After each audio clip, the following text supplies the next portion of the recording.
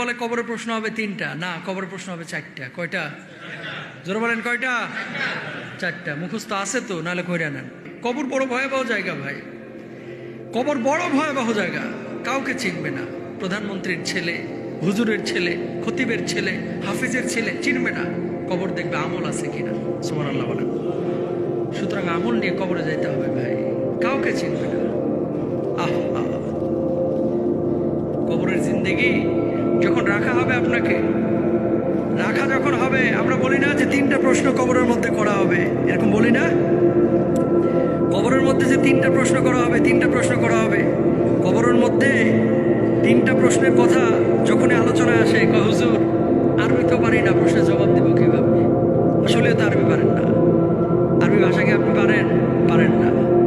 সবাই কিঞ্চিত কেউ কেউ পারেন বা মুখস্থ করেছেন, তাহলে জবাব দেবেন কিভাবে? শোনেন, এই আরবি জবাব দেওয়ার জন্য আরবি ভাষা শেখাটা জরুরি না আপনার জন্য, কিন্তু নামাজ পড়ার জন্য, দিন বোঝার জন্য আরবি শেখাটা, যেহেতু কোরআনের ভাষা আরবি, আল্লাহর ভাষা আরবি, সেহেতু আরবি জানাটা জরুরি, ঠিক কিনা? কবরের প্রশ্নের উত্তর অটোমেটিক চলে আসবে। অনেকে বলে কবরের প্রশ্ন হবে তিনটা, না কবরের প্রশ্ন হবে চারটা। কয়টা? জোরে বলেন কয়টা? চারটা। মুখস্থ আছে তো, নাহলে কইরা নেন। 1 নম্বর প্রশ্ন কি হবে? কি? মার রব্বুকা, তাই না? মার রব্বুকা, মান মানে কে?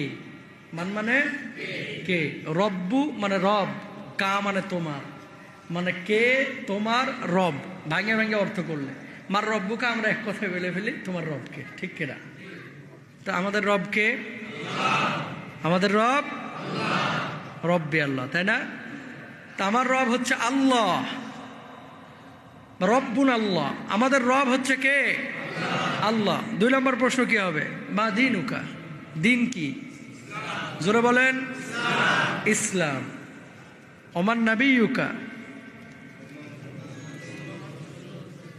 নবীকে মোহাম্মদ রাসূলুল্লাহ সাল্লাল্লাহু আলাইহি ওয়াসাল্লাম অথবা আল্লাহ নবী সাল্লাল্লাহু আলাইহি ওয়াসাল্লামকে সামনে পেশ করা হবে। মান হাদার রাজুল, এই ব্যক্তি কে? যখন আপনি বলবেন ইনি হচ্ছেন সর্বশেষ নবী মুহাম্মদুর রাসূলুল্লাহ সাল্লাল্লাহু আলাইহি ওয়াসাল্লাম। এরপরে চতুর্থ যে প্রশ্নটা আপনাকে করা হবে, প্রশ্ন করা হবে ওমা ইদরিকা, যে এটা তুমি কিভাবে জানলা, এগুলো জানলে কিভাবে? সে বলবে করাতু কিতাবাল্লাহি ফাআমানতু বিহি ওয়া সাদ্দাকতু, এগুলো আমি আল্লাহর কোরআন পড়ে জেনেছি। অতবার বলা হবে তুমি সত্য বলেছো। আর যখন এই ঘোষণা হয়ে যাবে, ইয়া আইয়্যাতুহান নাফসুল মুতমাইন্না ইরজিই ইলা রাব্বিকি রাদিয়াতাম মারদিয়া ফাদখুলি ফি ইবাদি ওয়াদখুলি জান্নাতি। সুবহানাল্লাহ বলেন না? কোথায় চলে যাও? জান্নাতে চলে যাও। যখন রূহটা কবজ হবে না, এভাবে সম্বোধনও করা হবে। তো কবরের প্রশ্ন হবে 4টা।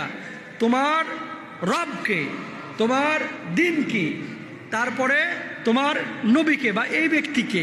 চতুর্থ প্রশ্ন হবে এগুলো জানলা কোত্থেকে? তাহলে প্রশ্ন কয়টা বলছিলাম? 4টা। এখন মুখস্থ করবেন নাকি ইসলামের মধ্যে আসবেন? বলেন। ইসলামের মধ্যে আসবেন। এই তো মাশাআল্লাহ, এটা মুখস্থ করে কোনো কাজ হবে না, বরং ইসলামের মধ্যে আসতে হবে। ইসলামের মধ্যে যখন আসবেন, তখন অটোমেটিক আল্লাহ সুবহানাহু ওয়া তাআলা জবান খুলে দেবেন।